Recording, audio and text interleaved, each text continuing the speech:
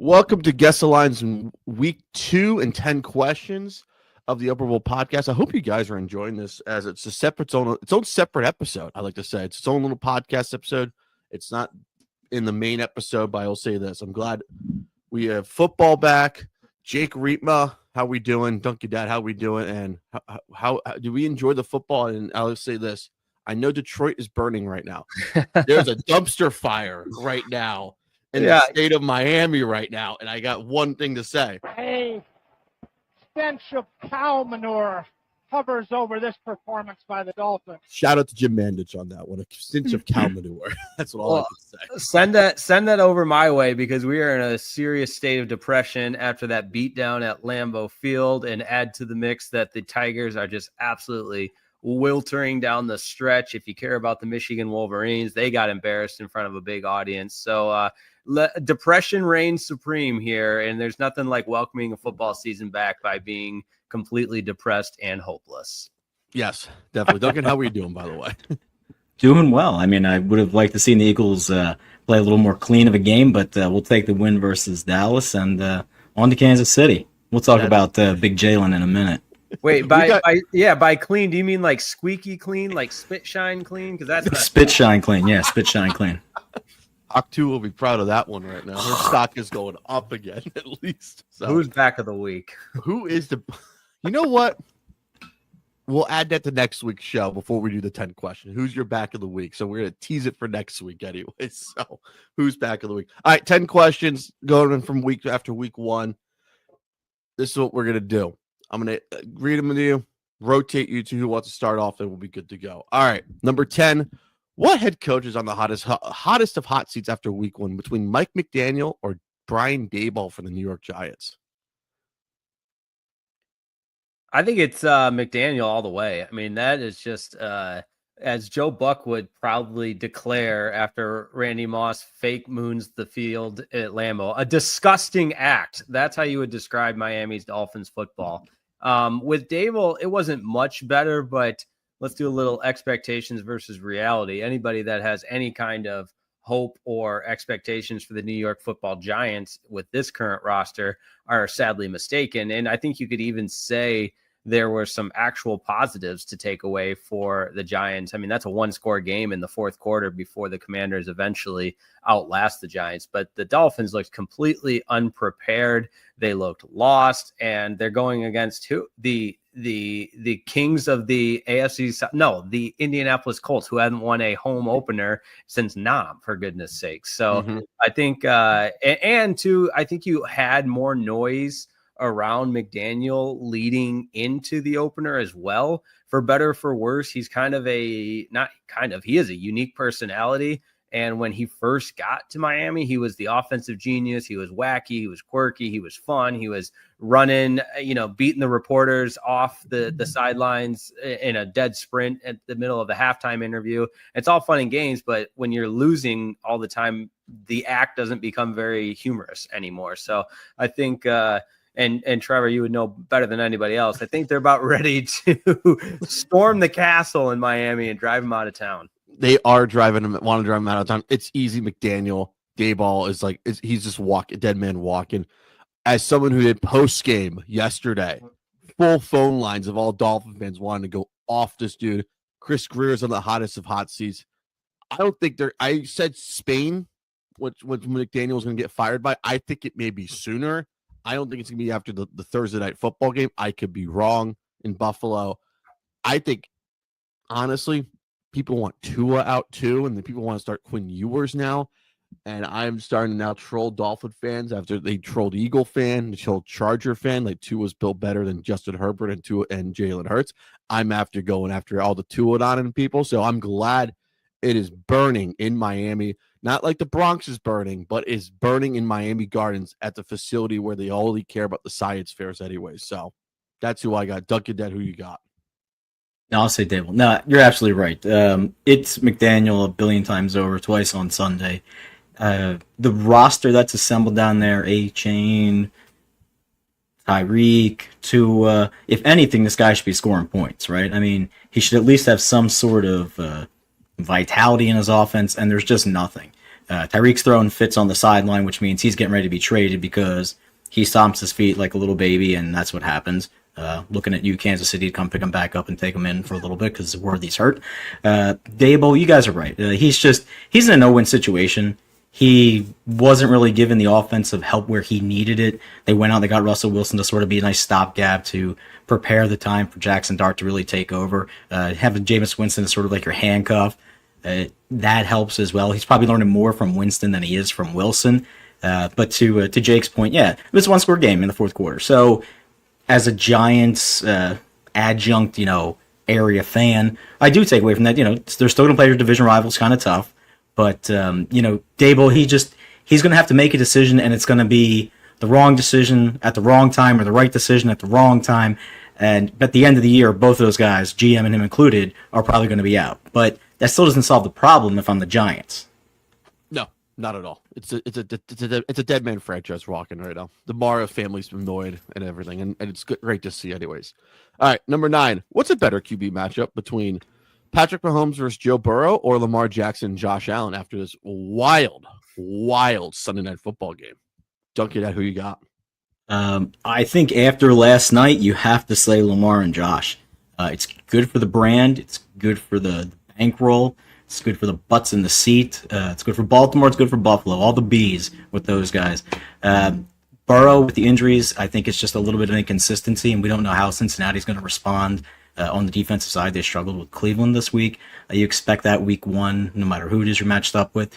Mahomes, love Patrick Mahomes to death. I mean, I think 10 out of 10 people will probably be like, hey, give him as our quarterback, But that window of excitement and draw between those two dueling guys going back and forth, people going to see Lamar run around. They're see Josh run around. Mm-hmm. These guys make, crazy throws. It's good for the sport right now. Jake. Yeah, Joe Burrow and the Bengals' potent offense had 7 yards in the second half. I think Josh Allen sneezed and fell forward for 7 yards in the final seconds, and everything. And that's not even to take anything away from Lamar Jackson. That was theater. It was electric. It was everything you could ask for in a regular season football game. And I think we can even put that up as the front runner of regular season game of the year. And it's week 1. I mean, you had comeback. He literally had it all. So, and Josh Allen looked comfortable. He looked poised. Lamar Jackson has some of the most incredible feats of athleticism that you just can't teach. And it's just an obvious answer that those two right now are at the absolute pinnacle of the position, and what they just transformed on the field in Buffalo was just something that we were all lucky to have a chance to witness. So, I would take Josh Allen and Lamar Jackson up against any matchup for right now. Give me Patrick Mahomes, Joe Burrow. And shout out to Oliver for punching that ball out against Henry too. Yes, that was huge. Not good for the Trevor Harris's fantasy football team, as he has Derrick Henry, by the way. Yeah. So, give me Patrick Mahomes, Joe Burrow. I love those matchups. I just think there's media attention towards both these people. And there's many quotes that I need more quotes from Lamar and Josh Allen. So, all right, number 8. What QB in week 1 had a great performance that told the haters to shut the F up anyways? Jake, who you got? I might be guilty of this just because I was dialed into this matchup. And I have heard chatter around Jordan Love not being the guy, but and even from Green Bay Packers fans, and he looked like the guy. And you know what, with as much time as he had to throw, I think, the Dunkin Dad and I could have hung out back there in the pocket and diced up a defense. But that first touchdown drive, that throw to Tucker Kraft in between a couple of line defenders was on the money. And the Lions didn't do themselves any favors. As I mentioned, the inability to generate pressure, but Jordan Love really looked comfortable. He looked like he was in complete control. He's got a nice running game with Josh Jacobs. And I just think for whatever reason, and I'm guilty of it too, the Packers make a big investment in Jordan Love and he's their guy of the future, but that wasn't enough seemingly to silence a lot of the critics. And again, I know it's overreaction Monday. It's the Monday morning quarterback and everything else, but we're 1 week into the season and the Packers look tough, and Jordan Love's at the forefront of that offensively. Definitely Dunkin Dad. Yeah, truth be told, I kept myself away from the Lions and the Packers game because I was a little scared, actually, to see how well either team was going to perform. I knew Detroit was going to take a little step back because of coordinators, but, to echo Jake before I move to mine, Love looked calm. He looked really poised. He was pretty fluid. He looked really relaxed, which I think everybody was waiting for him to get to the point to where he was just comfortable. And he looked really comfortable in the pocket. He looked really comfortable making his throws. There's still little things to clean up, but otherwise than that, yeah, like he definitely came out and, they're the, number 2 favorite team in the NFC for, odds makers. Well, he kept them in that place. For me, I love the fact that Daniel Jones finally succeeded. I love the fact that, even though Miami's defense was horrible and trash, whatnot, I was really big on Jones coming out of college. I thought he was the most well suited to take over 4 years coming out, most NFL ready, got put into a really bad situation, but when he had time, he did perform. I'm waiting to see what happens next week for the Colts, but I'm going to say Jones right now just because he didn't outthink the room. Everybody's on the Richardson thing. The Colts messed up. All you have is Taylor, and, he's finding guys. Pittman shows up, tight ends running all over the place. So, good for you. Good for you, Daniel Jones. I'm going to say this one for me. Geno Smith and Dak Prescott. Geno Smith, we kind of left for dead. Dak Prescott coming off injury. I don't know what we're going to expect. And we just, all us Eagle fans were like, well, it's the Cowboys. We're going to kick his ass. And Dak Prescott, lo and behold, showed out he could do anything anyway. So those two, I'll give them that honorable mention for me. Justin Herbert, just because he looked good in Brazil anyways. All right, number 7. Week 2 has doubleheader on Monday Night Football. Do we like having a doubleheader Monday Night Football game that's not week 1, or do you like it only for week 1? Because I personally like it for week 1 because that's what it used to be. Jake, you're in Detroit. You had a few Monday night doubleheaders. Did you like the doubleheader Monday Night Football game? Yeah, I don't want this to come across as an artificial manufactured hot take because it's the God honest truth. I'm against doubleheaders on Monday night in its entirety. I think Monday night, you grew up, Monday night was the feature game. It was the standalone game. And then, like a lot of things in sports, the money component became the most telling. And there was a way to generate more rev, more money, just have 2 games going on at one time. And I think by being on Monday night, that's your opportunity to have the entire fan base of the league wide with all eyes on you. Same with Sunday night. And I guess if I didn't love the prime broadcast as much as I do on Thursday Night Football with Herb Street, and I know Al Michaels, maybe he's getting up there and so on and so forth, but I love their pregame show. I wouldn't necessarily love Thursday Night Football because it's usually a crapshoot of a game on a short week. But that being said, it's those 3 standalone games should be exactly that, standalone games. So I'm against doubleheaders on Monday Night Football altogether. I like that take. Duncan. Yeah, I'm going to copy exactly what Jake said. I love one singular Monday Night Football. I think it's a great focus. And also, it shortens a week then for 2 other teams. They're already kind of behind the 8 ball because you got Monday night, the extra travel day, shortened. So, there are players say, but back it up. You want to do it on Thursday? Give me 2 Thursday night games? Might entertain that. Okay. I don't like 2 Thursday night football games. I just like 1. I think we're good. Anyways, if we're going to do a doubleheader, at least have one in the Pacific time zone. That's all I ask. So that's my other than that. All right. Number 6. What were your thoughts on the YouTube broadcast Friday night in Brazil between the Chargers and Chiefs? I'm going to say this. The bars down in Fort Lauderdale, Florida, had a hard time getting it on the televisions. That's my thing. I'm not joking. People had a mirror, had to find an HDMI cord I saw. It was a complete bleep show. Jake, what was that like? What did you like it at all? Similar experience. So this is going to be Hand Up was in the midst of traveling back to Dallas for my Fan University show Saturday morning. So was in the midst of a couple of different airports, and both of them had the exact same struggle. So my way to watch was the guy on the cell phone walking through a couple of busy terminals. And I'm sure people were really pleased with me with my face in my phone and the AirPods on.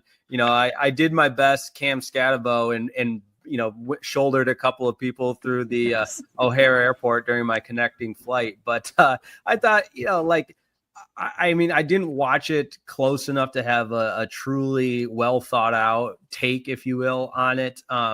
The game was entertaining enough for me. And then, I was going through boarding the next flight, but it was funny to watch the one place I stopped on my with my layover was also having the same issues you outlined. Dunkin Dad. Definitely. I thought when I got in, everything was pretty clear and pretty clean. I kind of liked the fluidity of like their cameras and the little zoom stuff. The commentators, I'm still kind of on the fence. Commentators, just that. Come here and there. Rich is nice. I love Rich doing some things, but play-by-play isn't his like super duper forte. But I would agree. I mean, but I love Rich. Like I could hang out with him and talk shop all day. Yep. But putting him behind the mic sometimes, just he's one of those really witty, off the cuff kind of guys, and to have it sort of like, okay, I got to tell you exactly what's happening. Just I don't know, doesn't sound right to the ear.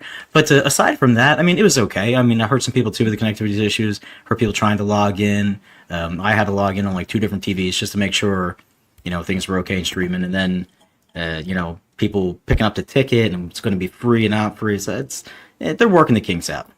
Definitely, for sure. All right, back-to-back tool bag questions. So this is part 1. Number 5. Speaking of the Eagles-Cowboys game opening night, will Jalen Carter get suspended and fined for doing a big old hawking of big old loogie and Dak Prescott? Go, Jake. You are on fire on Twitter for this one. I do. I mean, it's a disgusting, despicable act, and I'm not going to come across as Mr. High and Mighty. We've all done stupid stuff, but you get heated. There has to be consequences for crossing that line. And in the midst of a heated, intense football battle that we like to use the analogy of, there's going to be instances like that. But let's use a little context here. His own teammate is down on the ground with and forgive me, I don't know what the diagnosis was. Yeah, so he's done for the season. Mm-hmm. And you find it more important to mix it up with the opposing quarterback, take the next step, spit on him before a play had even transpired. So it's not like he was reacting to something. This was as isolated of an incident as you can get, aside from maybe pregame or something of that nature. Like, it wasn't in response to something. This was just a matter of Jalen Carter losing control, or maybe that's just who he is. I'm trying to give him the benefit of the doubt that, he just lost his head for a second there. And missed me with the Dak Prescott spit first. I saw that a couple of times, because spitting on the ground, even if it's in the direction of someone, okay, mildly disrespectful, sure, be offended. But to take the next step and spit on another person, it's just disgusting. It sounds like a conversation you would have with a 5-year-old. Hey, buddy, you can't spit on people. And it's not like this is the first instance with Jalen Carter. I said this time and time again, that dude, I wouldn't want him on my team. I don't care how good he is.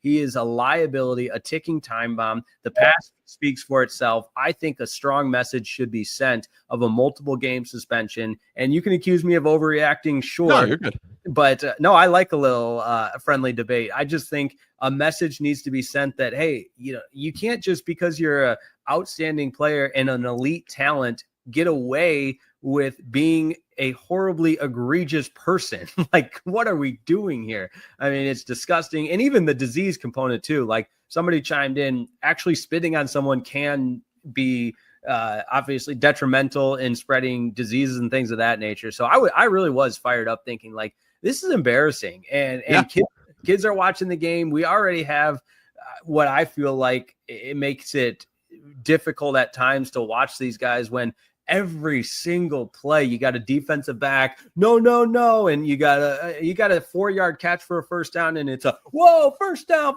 It's just play the game, for Christ's sakes, play the game. And I think this is an opportunity for the Players Association to send a message, and the NFL to send a message united on a significant suspension for Jalen Carter. Dunkin Dad. Yeah.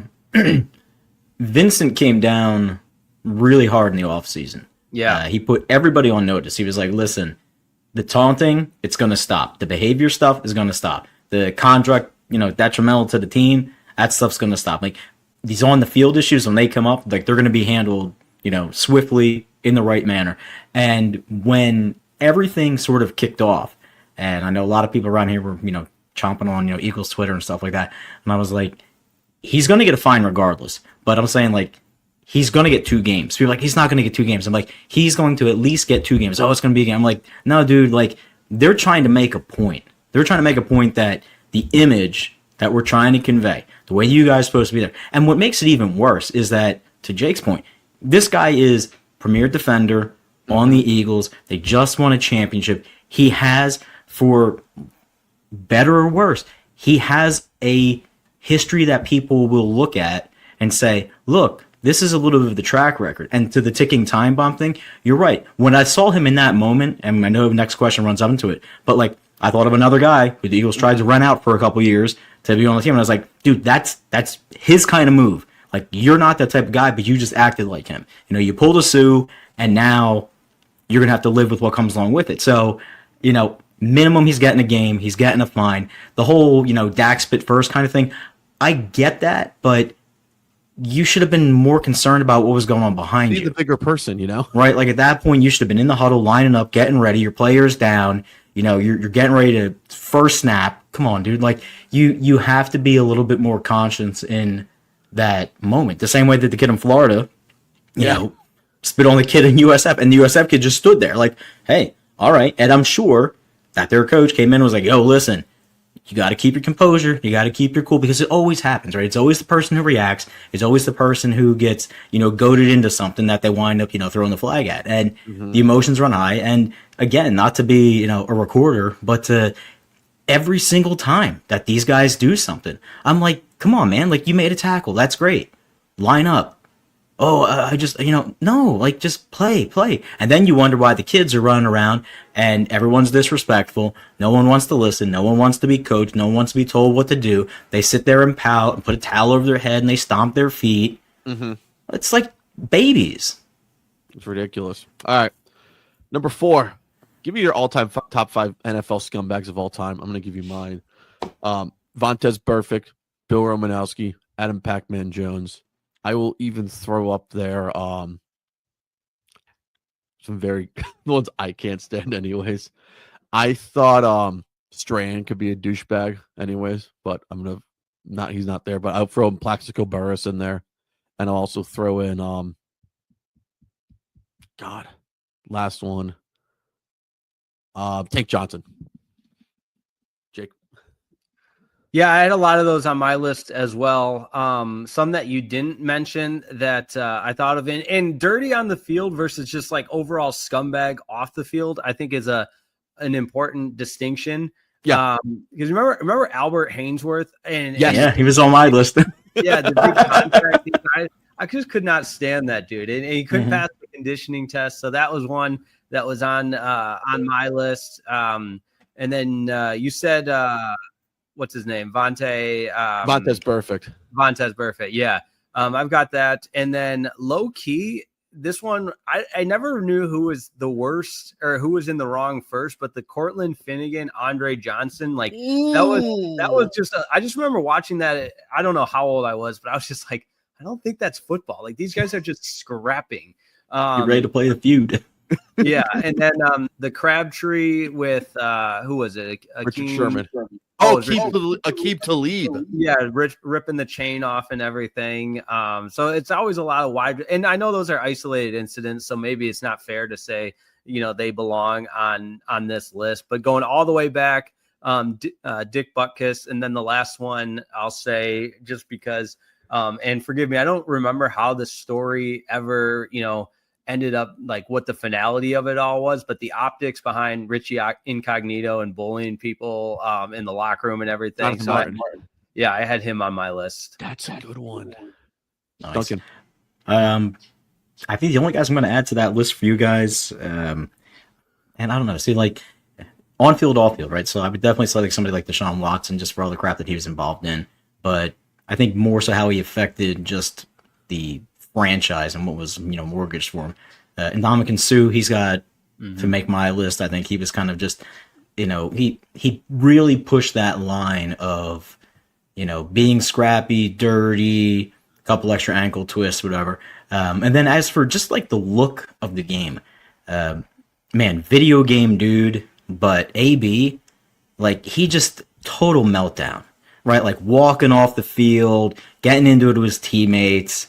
I'm just like, there's a time to be, passionate. There's a time to be mature, right? And he sort of had like the best of both worlds, right? Like the immense talent, could do whatever he wanted to do, but you were just waiting for him to do something clownish, and that's basically, what he's doing now. That's a good one. These are great lists. I'll say that. Good job by us. Yeah, it's a little concerning that there's no shortage of D-backs on the field or off the field, and we just honorable mention to Carter. Yeah. I think he's on the borderline, like in the top 10 almost. Anyways, yeah. I mean, that's probably one of the most disgusting things that we can all really look back and say. Yeah, well, the Romanowski on JoJo, the Romanowski stuff too. Yeah, Romanowski on JoJo Stokes 97 Monday Night Football. That's a bad look too. Also, I don't know if you remember that. That's a video, Jake, that you should see. That's also even worse, anyways. So, all right, number 3. This coincides with the YouTube broadcast on Friday night. Build your NFL booth that you would like to see. Call your favorite game. Play-by-play, color, sideline reporter, anything else you want. I'm going to go first. Give me Buck Aikman, Chris Collinsworth, sideline reporter. Give me Jenny Dell, who does college football for CBS. And the graphics, give me the mid-2000s Fox graphics. Jake, I want to hear yours anyways. Oh, my gosh. This is one I could do the entire episode about this conversation. So are we including college football voices? Yeah, we could do that. Yeah. Okay. Are we including voices of the past? You know what? We could do that. Yeah. I just went my childhood. That's why. Yeah. I do, because I remember, and this is, again, I got to be careful that I don't take up the entirety of the show right now. Like those formative years as a kid, like I just can still remember Keith Jackson's call of Vince Young. He's got the corner, and like it was a different time where I don't even know if that style would work in today's landscape. We'd probably hear that and it's kind of like music. Like you hear some of the music in the past and you're like, this is what, but it's iconic, Yeah. Mm-hmm. And I would say the same about Brent Musburger. Got to give some love to the Northwestern grad. And he was such a industry titan in the sense where he was talking about gambling, money lines, spreads, over-unders before it was regulated and before it was every other commercial. He was also the one pointing out beautiful women in the crowd. Remember, it was one of the Alabama quarterbacks. No, AJ McCarron. Yeah, AJ McCarron. He did it twice. Oh, Nelly. He did it to the Florida State girls at Florida UM Florida game too. Anyway. Yeah, and she ended up having a career because she was the one that had the career with the New York Jets and Jen Sturger. Yes. But I remember watching that game live, the national championship with Alabama, and it's like a 4-touchdown blowout in the fourth quarter. And Musburger's going, if you're a youngster in Alabama, start learning how to throw the football so you can have a beautiful girlfriend like that. And like just no apologies. So, but the current one, I would listen to Kirk Herbstreit read a Dr. Seuss book. I mean, and I know I would learn something. And that's probably an unpopular take, but the way he breaks down the game in real time, he does it at the college level. And that's why I love the Thursday night broadcast, because he is a fresh voice for an NFL game. Play-by-play, I really don't have one in today's current game that just completely stands above the rest. And I just, it's for as much conversation as I could have about the industry and about play-by-play guys, there's not one that is, to stop everything I'm doing and listen to from football play-by-play right now. I don't think we have like a Keith Jackson or a or Uncle Vern. Yeah, right. And I there's something about when I hear Brad Nessler's voice, I just know it's college football. And he's getting up there. I understand that. And it's not the SEC anymore on CBS, but he would be one that you can't replicate that voice that he has. Sideline reporter. Look, I think she's the GOAT, and she kind of was a trailblazer, paved the path for so many. Erin Andrews, she still got it. That's a good one. Dunkin Dad, who you got? On the sideline, I like Trace Wolfson. Like what she does at CBS. I think she's solid. For my color guy, I like listening to Madden. I like his little punctuations. They're nice. Kid day formative. Calling the game. Give me Kevin Harlan, man. I love Kevin Harlan. I feel like he just arcs with the game. Big play comes up, he hammers it. Aside from that, man, I don't know. Like Buck's okay. I like listening to Buck. I grew up with a lot of us grew up with Buck. Like Jake, you had Buck whenever they did the Thanksgiving Lions game usually, and we would get him for almost every other Sunday for an Eagle Giant game and stuff. It was Buck, Aikman, Collinsworth. Like that's my favorite booth of all time. Yeah. And I still think even though I grew up with the end of Madden and Summerall, it's I appreciate the Buck, Aikman, and Collinsworth the most. Anyways, I thought it was cool anyway, so it was fun. Anyway. Yeah, right now it feels like everybody's really good without an elite. Like I thought Ian Eagle. I've always liked Ian Eagle, and I kind of like him for March Madness basketball a little bit more than football. But he's really good. I thought Burkhart and Olsen were amazing. And that's our booth that we love on this podcast. Greg Olsen just got absolutely royally screwed, which we can all agree. Yep. And Brady's just not there yet. But Burkhart as a play-by-play guy, he's also so versatile, does a great job with the studio hosting for the World Series and everything. And Tirico, a Michigan guy, I like Mike Tirico. He's really solid. He does everything he can do. He can do the Olympics. He can do everything NBA basketball. Yeah, right. And Chris Fowler. I mean, Chris Fowler is calling college football Saturday night, and he's calling the U.S. Open on Sunday. So a lot of really good, versatile sportscasters right now. But I don't think I'd be wrong in saying there's nobody that if you're a kid right now, you're not going to go into the next generation saying you had to hear this announcement like we had growing up. No, not at all. Anyways, all right, number 2. What fan base is smashing the panic button, like the big red button back in the day on the kids show after week 1? Jake, I'm gonna let you go first. Fire away. Just gonna say, I think everybody knows my answer. I mean, just pick a team in the state of I don't know if the Lions are smashing the panic button. Some fans are, which would be evidence on my Locked On Lions post-game show, which you just... I did tune in, by the way, driving home after Dolphins post-game. I appreciate that. It was, it's just funny. But with the Lions, it's felt a little bit different than a week 1 blowout loss in the sense that the fears were all realized in one game. The fear of, Brad Holmes and Dan Campbell saying we're good on the pass rush. We don't need Zadarius Smith. And lo and behold, you can't generate any pressure. Zadarius Smith signs with the Eagles. The fear Thank you. Yes. Yeah, right. Nice Friday news dump, I call it. Yes. The fear for the Lions of, the 2 new coordinators won't be a huge deal. It was a huge deal. The fear of Frank Ragnow retiring won't impact the offensive line now. It totally impacted the offensive line. So all of the major question marks that I would say the outside of the Lions camp were using as fuel for, the Lions are going to regress. The Lions are going to regress. You saw it in week 1. So for that reason, I think there is some panic amongst the Detroit Lions fan base. Dunkin Dad. Yeah, I think the Lions would be the easy answer this morning, but I'm going to go with the Houston Texans. I've seen a lot of people throw around, was CJ Stroud overrated? I know not having Joe Mixon is a really big deal. Chubb ripped off, I think, about 59, 58, 60 yards, something like that during the game. But everyone else that was pretty much invisible in the receiving core. I mean, Nico Collins, I think, had 1 catch late in the game, maybe 2 catches late in the game, but no receiver over, I think, 50 yards. I think Stroud was under 200 for the game, no tutties, interception. So Houston, I think they were, they weren't expected to be, blowing the barn doors off. And I know LA came in with a little bit of what's going on with Stafford's back, blah, blah, blah, blah, blah. Mm-hmm. But I was expecting a little more out of Houston. And I just know that there's little bits of rumblings of hey, what's going on? Are they going to course correct here? Is Stroud really this guy? And, isn't it a matter of the offense, the way it's being called, and just sort of letting him go, sort of like what happened with Fields? So it's all right, come on, let this guy be who he is. Yeah, definitely. For me, give me the Dolphins pressing that button over sledgehammer.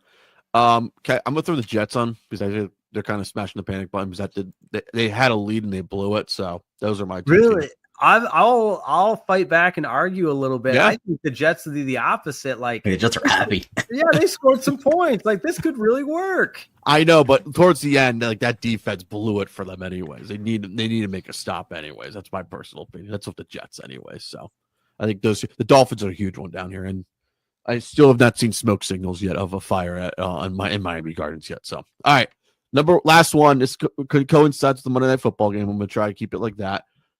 Who's got the most pressure to succeed this year? Caleb Williams and Ben Johnson, or Kevin O'Connell and J.J. McCarthy? Monday Night Football in Chicago between the Vikings and the Bears. Dunkin Dad. Great question. Like, really, really good question. I think the pressure for me has got to be on Minnesota. I mean, I think the expectations in Chicago were like, hey, you're going to rip the Band-Aid off and let the carburetor go and throw in the high octane, and here we go. But O'Connell, he's got to make sure McCarthy's straight. 14 wins last year. This team's coming back. They have all the weapons. What is he going to do? Is he going to be a game manager? Is he going to stretch the field a little bit? This is the first live action this guy is going to see. And let's not be ridiculous. I mean, I'm a Michigan guy, but, he wasn't blowing the doors off at Michigan with, the offensive, prowess and all that kind of crap. So, I think it is on O'Connell and McCarthy because they took such a big step last year.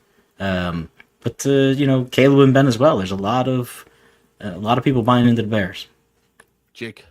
I'm glad you said that, Dunkin Dad, because I don't think you're wrong at all.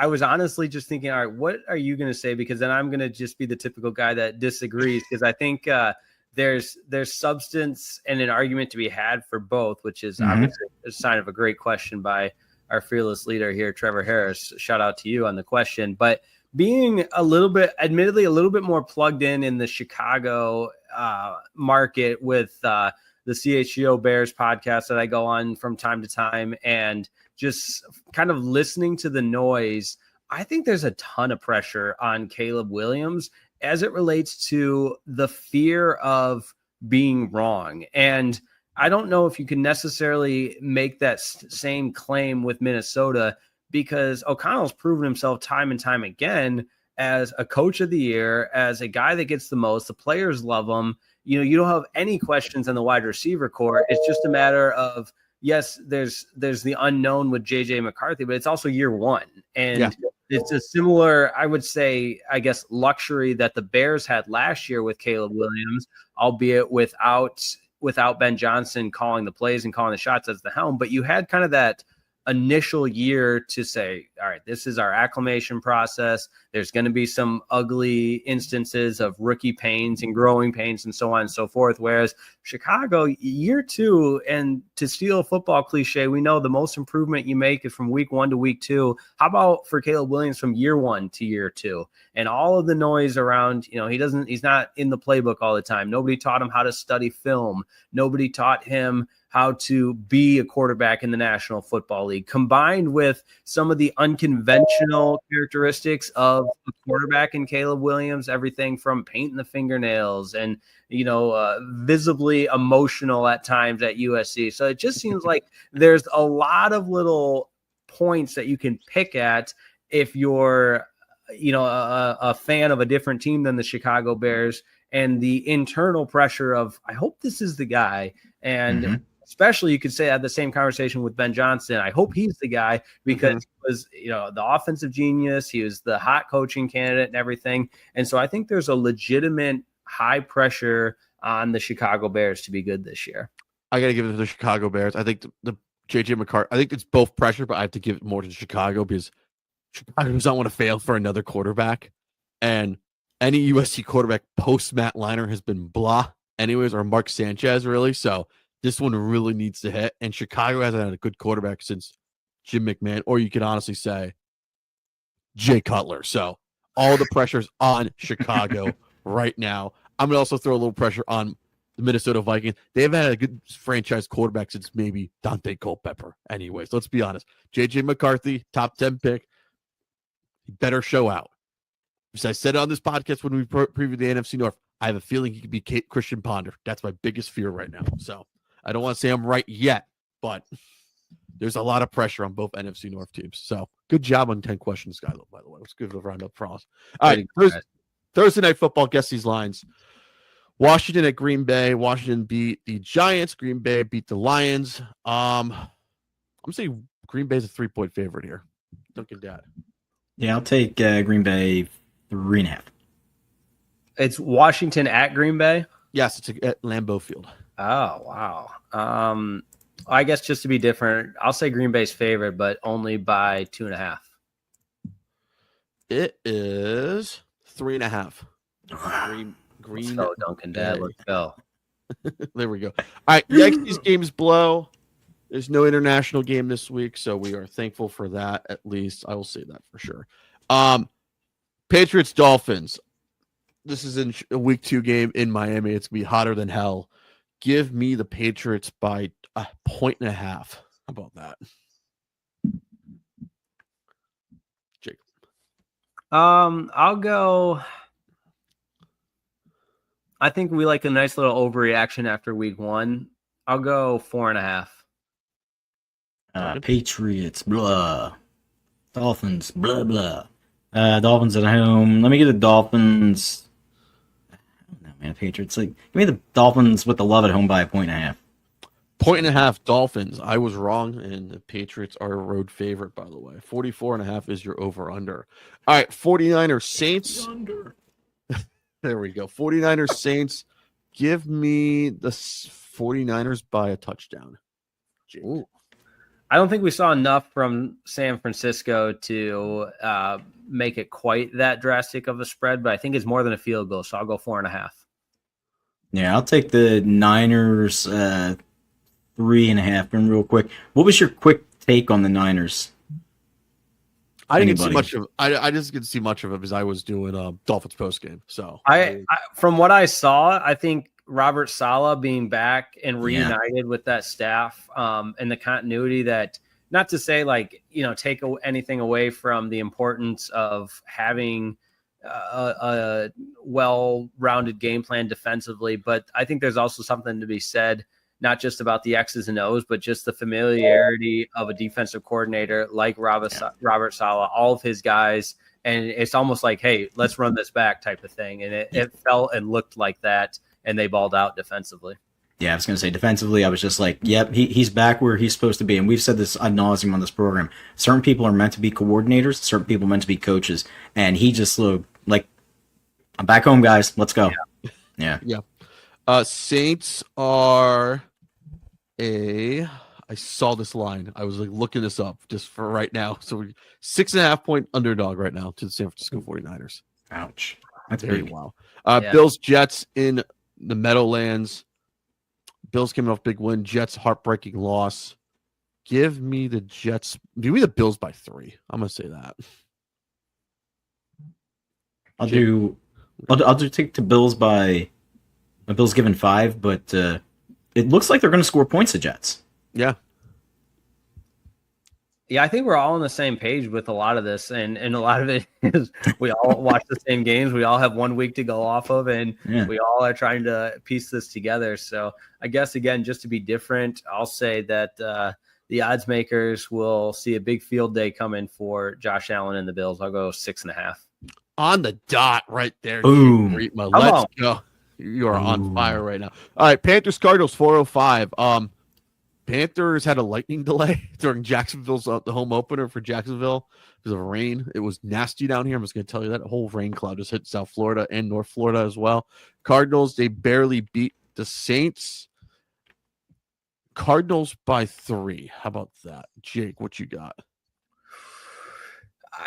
The Cardinals are such a weird puzzle to try to figure out. They've got pieces. It seems like it's moving in the right direction, but Cardinals are going to cardinal at times. So I'll just say I still will say the Cardinals favored, but only by 1.5. Dunkin Dad. I don't know. I think they're going to talk up the Cardinals a little much. What did you, Trevor? I said 6. I said 3.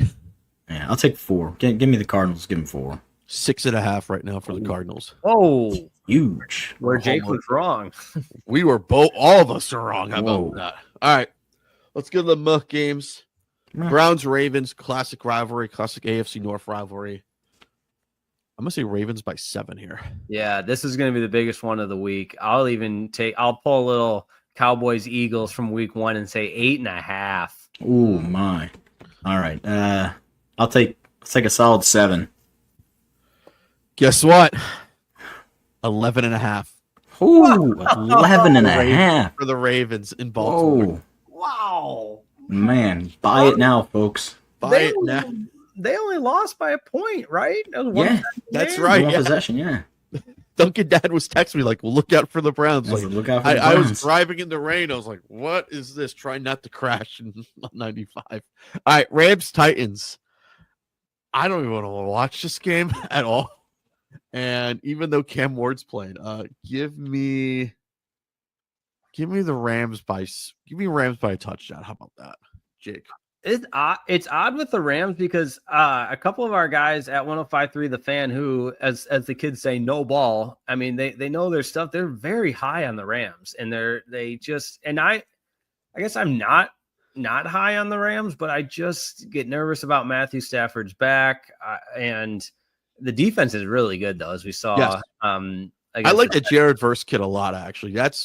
He's a game wrecker, I feel. Yeah. But I do fear that in some way, shape, or form, the curse of Kelly Stafford will rear its ugly head, and she'll say something stupid on a podcast like she always does, and it'll have some type of diminishing impact on the Rams. No, I like the Rams. I'll say 4.5. Dunkin Dad.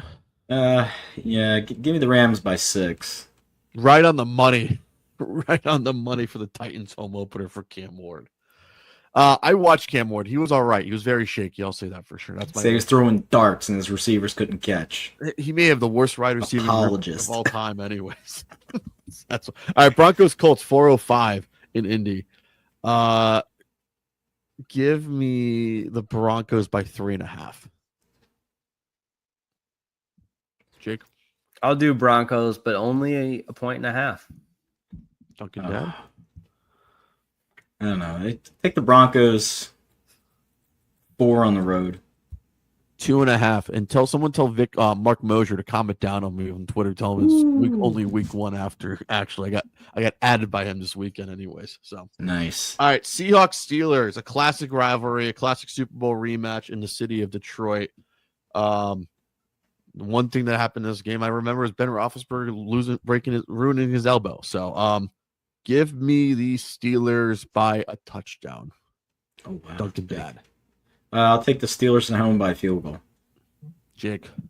I'm going to call it a pick 'em pretty much. Ooh. I think the Steelers aren't as good as what we saw in week 1. I think the Seahawks played a good Niners team.